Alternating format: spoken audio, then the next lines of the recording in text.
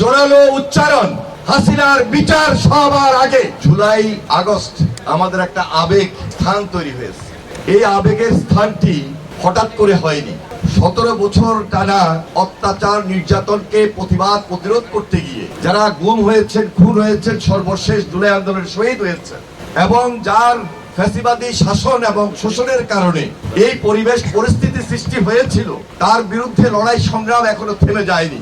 এই লড়াই সংগ্রাম আমাদেরকে আরো বেশি চালিয়ে যেতে হবে, যতক্ষণ পর্যন্ত আমরা সত্যিকার অর্থে একটা গণতন্ত্রের শক্ত ভিত প্রতিষ্ঠিত করতে না পারি।